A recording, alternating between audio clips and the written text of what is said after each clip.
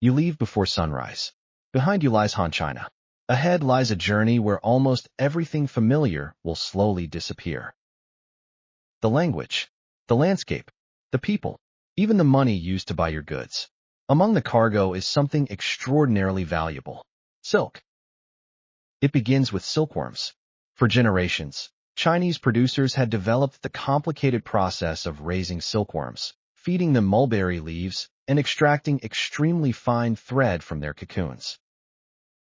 By the 2nd century AD, Chinese silk was desired thousands of kilometers beyond the places where it was produced, but there was no single silk road stretching neatly from China to Rome.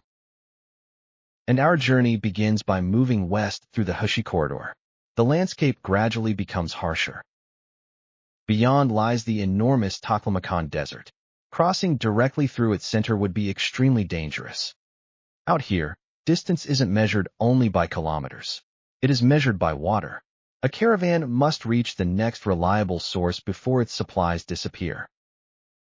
The animals matter just as much. Two-humped Bactrian camels are particularly suited to the difficult environments of Central Asia.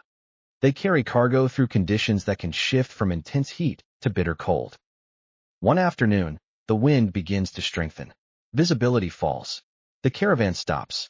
Moving blindly could mean losing the route or becoming separated from the group. The silk is wrapped and protected. There is nothing heroic about waiting.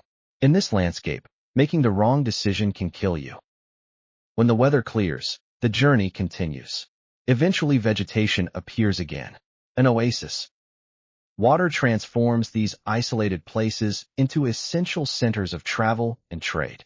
Here, merchants exchange information as well as goods. Which route is safe? Where can animals graze? What lies ahead? Our silk changes hands among traders moving through Central Asia. And with every exchange, its original producer becomes more distant. Central Asia isn't simply empty territory between China and Europe. Cities and kingdoms here become essential links in Eurasian trade. Different languages are spoken.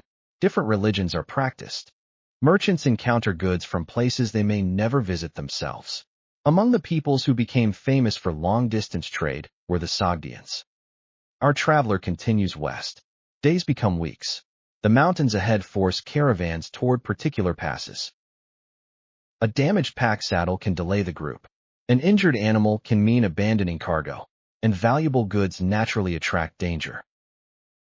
Travelers have reason to fear robbery in isolated regions.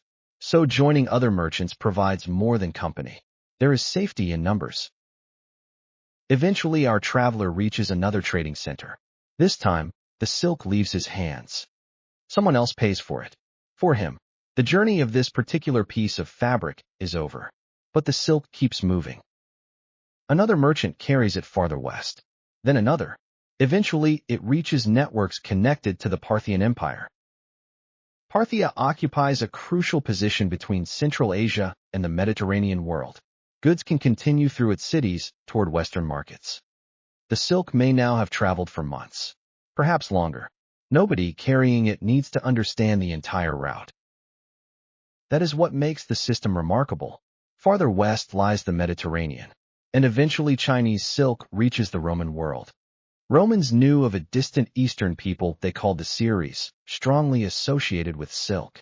But Roman understanding of the lands where silk originated was limited.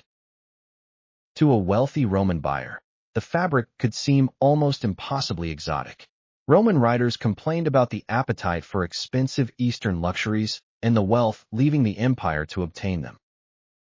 Yet objects weren't the only things moving across Eurasia. Merchants carried stories and knowledge. Religious ideas traveled between communities. Technologies and artistic influences could move too.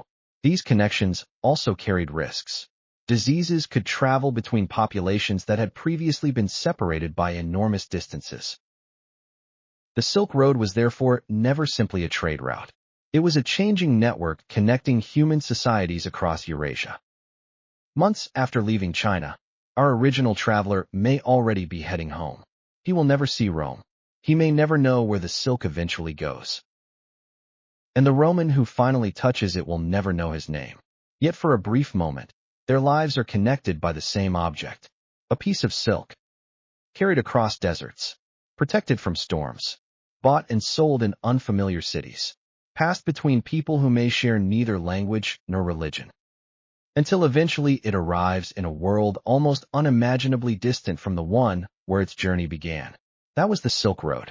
Not one road, but thousands of journeys overlapping across the ancient world.